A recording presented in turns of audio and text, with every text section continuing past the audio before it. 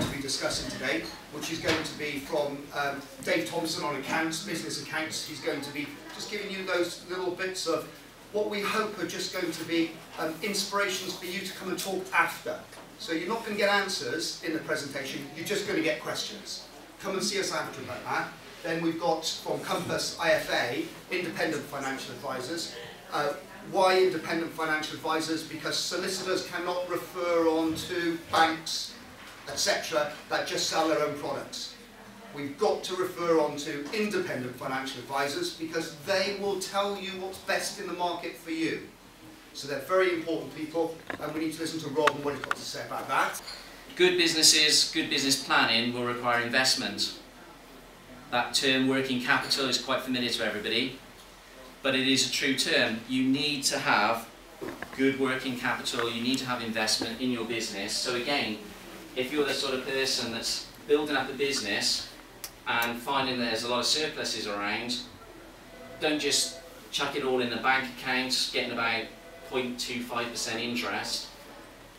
Forgive me for those bank people around here, but that's the reality. On the other hand, you might want to make sure your wife or your husband gets your pension if something happens to you. So you would normally set up a joint life annuity. I mean, traditionally, the joint life guarantee would mean that if you die, your wife will get half of it, and vice versa. But nowadays, you can transfer the whole pension over to your husband, wife, whoever. And then there are options like you can have guarantees on it. And sometimes for single people, for example, you can set your annuity up, and what happens if you die the following day? And the answer is the pension stops, the annuity stops. Sharon's going to tell us a little bit about intestacy. Okay. So this is what happens if you do not have a will. Okay.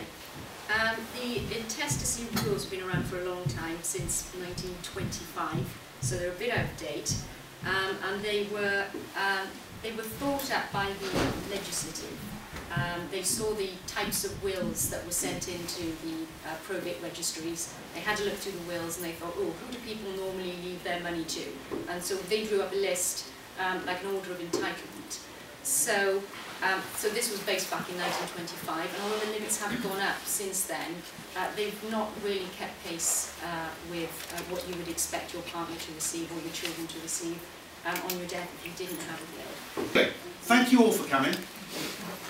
Please ask any questions of anybody that's around, except me, because I don't know anything. Have some coffee, enjoy, and safe journey. And